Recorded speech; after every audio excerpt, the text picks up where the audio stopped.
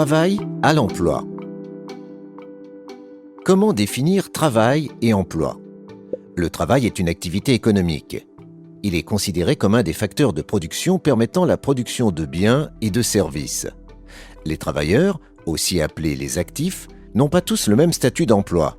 On distingue ainsi les actifs non salariés, indépendants, qui travaillent à leur compte. Ce sont par exemple les micro-entrepreneurs, les commerçants, les agriculteurs. D'autres, comme près de 90% de la population active, travaillent pour un employeur. Ils sont salariés.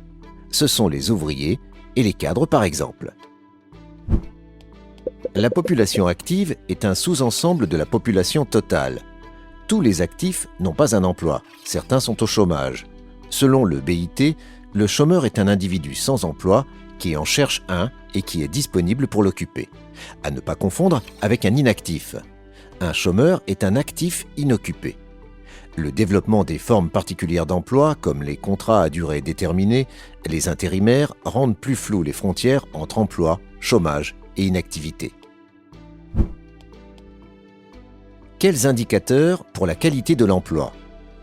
La qualité de l'emploi est à analyser de manière multidimensionnelle. Conditions de travail, rémunération, temps de travail, sécurité de l'emploi et protection sociale, dialogue social et représentation, formation tout au long de la vie.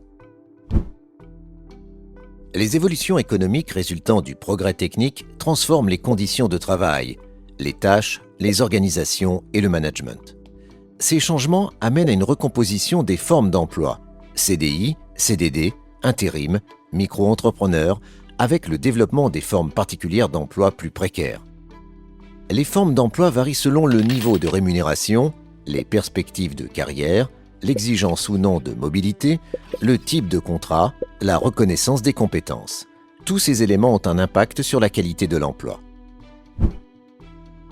Le travail est donc considéré comme un des facteurs de production permettant la production de biens et de services.